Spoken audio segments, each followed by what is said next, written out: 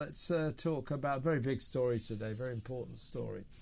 The International Criminal Court today issued arrest warrants for Benjamin Netanyahu, the Israeli Prime Minister, of course, and his former Defence Minister, Yoav Gallant, for alleged war crimes. For balance, they also issued an arrest warrant for a Hamas leader who is dead. So it wasn't all that balanced. Yeah.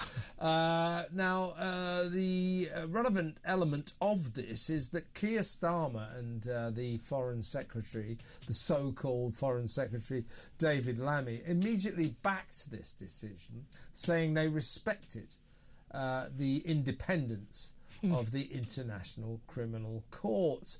Now, in effect, what this means is that if Netanyahu comes to Britain, he could, and arguably legally should, be arrested as soon as he enters the UK. That's no good, is it? Now, Netanyahu reacted furiously, saying that this diktat by the ICC was motivated by anti-Semitism. Now, if you look at the ICC's history, it's actually very closely allied to the United Nations. Now, the United Nations hobby is condemning Israel. They condemn Israel even before the Gaza war. They condemned Israel about once a week. They don't like Israel. And the International Criminal Court, a lot of Jewish people say it hates Israel. And there's a lot of evidence to support that accusation. So my question is if Netanyahu is right, and the ICC's arrest warrant for war crimes for him and Yoav Gallant are motivated by anti-Semitism, by backing this, by saying, yes, we support this, we support the ICC, are Keir Starmer, David Lammy and the British government also being anti-Semitic? Let's talk to the chair of the National Jewish Assembly, Gary Mond. Welcome to the show, Gary. Thank you for having me. I mean, personally, I'm pretty annoyed by this. Israel is supposed to be our ally, and ever since Starmer got in, that alliance has been undermined time and time again by Britain. You know, we withdrew our full military support, cutting back on the weapons that we sent to Israel. You know, we've pledged that we back the principle of a Palestine state.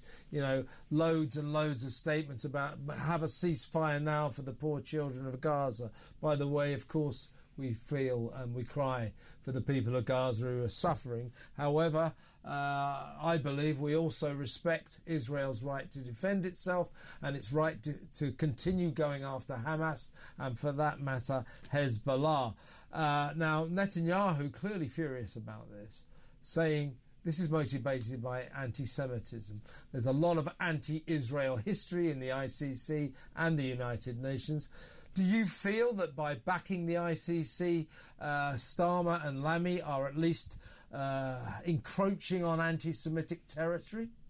Certainly I do. And that's because Israel is fighting a war. Israel was attacked by a genocidal terrorist organisation, and everyone says, oh yes, they must be able to defend themselves. But when they do defend themselves, they get condemned.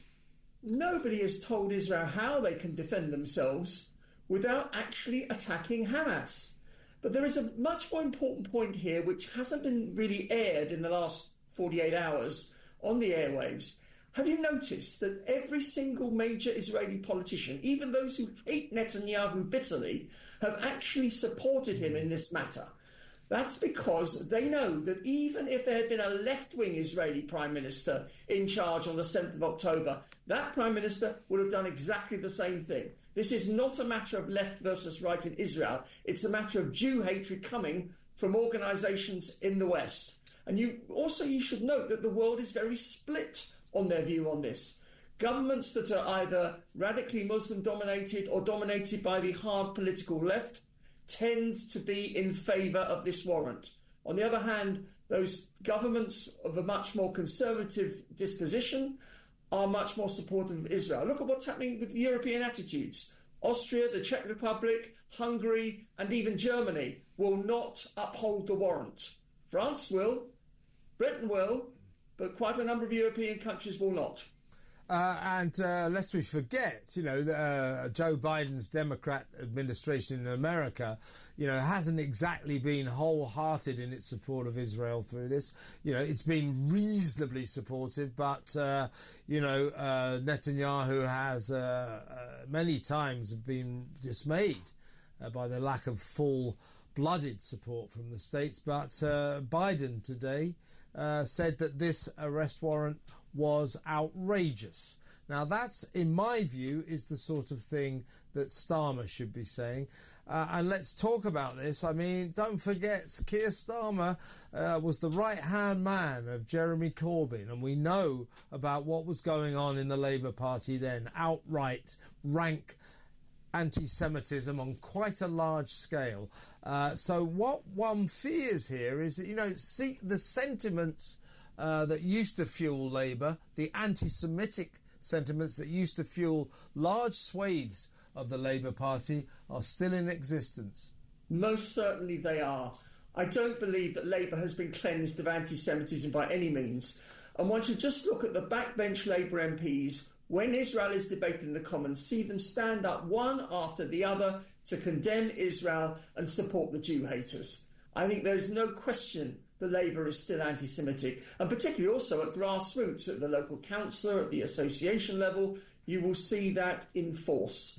And of course, we've had these, a number of MPs have lost the whip recently, and of course, we've got the 5 Gazan MPs who were elected as pro-Gaza, actually by the people. There is certainly on the left-wing side of politics in Britain, and it's not just the Labour Party. I think one needs to look at the Green Party and to some extent the Liberal Democrats as well. We see attitudes against Israel and against the Jews. Whereas on the right today, I'm thinking here of Reform UK and also the Conservative Party, the opposite is the case.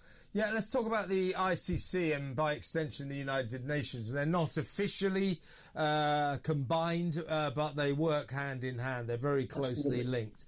The ICC is often accused, as is the United Nations, of being pretty much systematically anti-Israel. As I said earlier, even before the Gaza conflict, condemning Israel was pretty much the United Nations hobby. They did it literally about once a week. And the ICC, in most of its actions, isn't much better. So this, I think, was classic International Criminal Court anti-Israeli activity.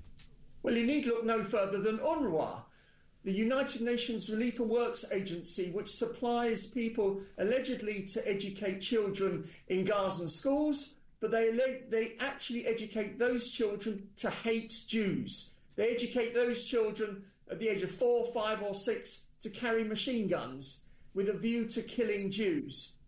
And this organisation, part of the United Nations, has actually participated together with Hamas in the events of the 7th of October last year. And indeed, we're even hearing that some of the staff of UNRWA are actually imprisoning hostages themselves. It is absolutely unbelievable the extent to which United Nations organisations work hand in glove with anti-Jewish terrorists in Israel. Indeed, and in terms of the conflict itself, we'll come back to the age-old story of this. Starmer, Biden as well, so many nations in the West calling for ceasefire. There must be a ceasefire. There must be an end to this conflict. As if Israel, absolutely four square, no ceasefire ever. Israel is very much open to a peace deal if they give up the hostages. Correct. And they're not giving up the hostages. Why is it, Gary, do you think that people like to gloss over that? Unless they give up the hostages, surely Israel is justified in continuing its efforts to get them released and to destroy the awful terrorist organisation that continues to imprison them, as in Hamas. Well, the corollary of what you're saying is that if they do give up the hostages, the war will end immediately, and that would be the case. But at the moment, Israel has to carry on fighting to eliminate Hamas and also to look to what the future of Gaza is going to be. And we hope to be able to construct a future where young Gazans and young Israelis can actually live together in peace. And that can only be done with a Marshall Plan style re-education of Gazans, I fear. And what's happening in the north with Hezbollah? Where are we at with that ongoing conflict? I think that's actually slightly different because you've got an extra player involved. You've got the Lebanese government. You realise that Hezbollah is only supported by a minority of perhaps 25% of Lebanese, the Shiite Muslims. The Sunni Muslims and the Christians all hate Hezbollah. And it's a question of Israel doing the dirty work now and finishing off Hezbollah, and the Lebanese government coming into the situation, making sure Hezbollah does not recover and engaging into a peace treaty with Israel, a long-term peace treaty and a genuine peace treaty along the lines of the Abraham Accords. That should be the goal. And it's actually, in my personal view, an easier goal to achieve than Gaza. Indeed. Listen, Gary, great to talk to you. Let me get you on something slightly divorced from all of this just before you go. It's a story we covered a little earlier in the show. It is to do with hate crimes, these accursed non-crime hate incidents, or indeed hate crimes. Now, the police are very vigilant, pursuing all sorts of people for these alleged offences. But when it comes to anti-Semitism, they seem to become rather less enthusiastic about hate crimes. London's Metropolitan Police have decided that a Muslim imam's sermon calling for the destruction of Jewish homes is not a hate crime.